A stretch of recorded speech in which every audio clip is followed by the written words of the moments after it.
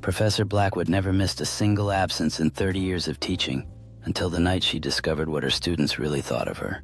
She found their anonymous reviews online, each one crueler than the last. Witch, monster, soul crusher. That evening she sat alone in her empty classroom reading every venomous word, until something inside her snapped. The next morning, students noticed her smile seemed different, wider somehow. When Tommy raised his hand to ask a question, her neck twisted a full 180 degrees to face him, while her body remained perfectly still. Sarah tried to leave early but found the door wouldn't budge no matter how hard she pulled. One by one, Professor Blackwood called each student to the board, whispering their cruelest review back to them word for word. They never wrote anonymous reviews again. Some say they never wrote anything again. In the dimly lit attic, Sarah, Mark, and Emily cautiously navigate through the clutter, the air thick with the scent of age and mystery. Sarah discovers a crate overflowing with forgotten vinyl records, each holding untold stories. Intrigued and slightly unnerved, Sarah holds up a worn LP, its label etched with strange, cryptic symbols. "This looks creepy," Mark responds with casual curiosity. "Probably just some old music. Let's see if it plays." Together, they carefully carry the mysterious record downstairs. Friends huddle together in the dimly lit living room, long shadows dancing around them.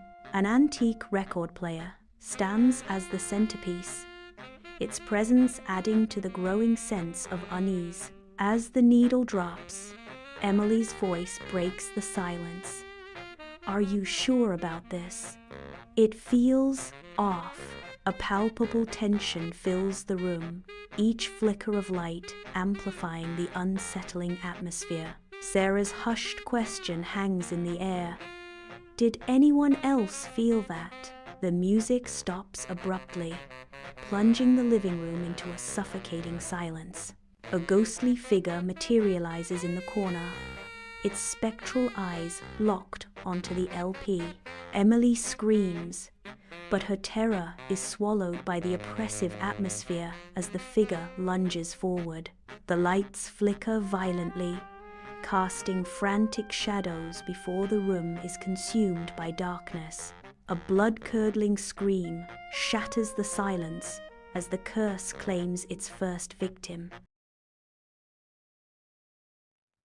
Amidst a relentless storm, an abandoned temple looms, its ancient stones battered by wind and rain. Before the temple's maw, Kai stands defiant, his crimson blade a vivid streak against the stormy night. Lightning flashes reveal scars mapping Kai's face, each a brutal echo of battles past. Clutching a worn amulet, Kai is haunted by memories he cannot outrun.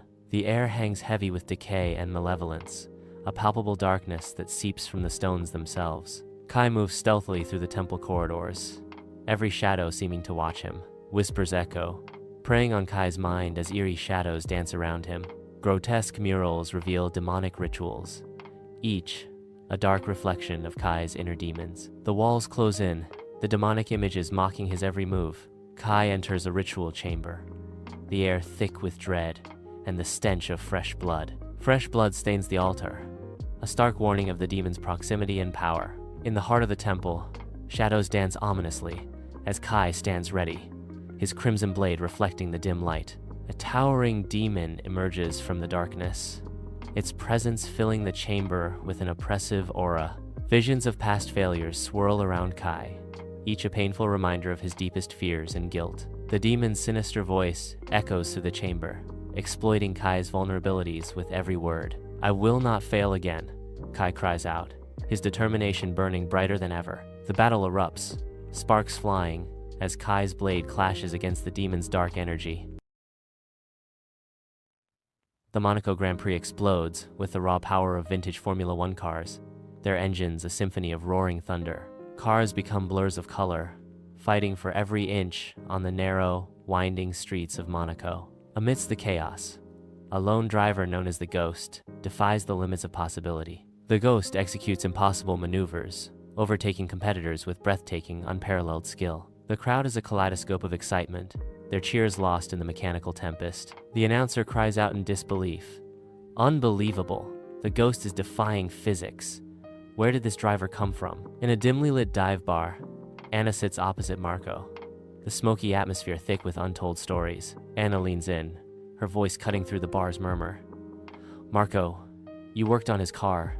What was he like? Marco pauses, the weight of memory in his eyes, before responding, he was the best I ever saw.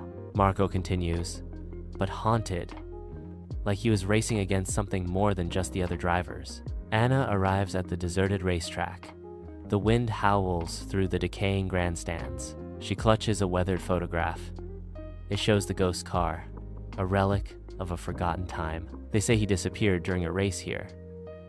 Vanished. Luca's voice echoes. Some say you can still hear his engine on a quiet night. A wave of uneasiness envelops Anna as she stares out at the track, lost in thought.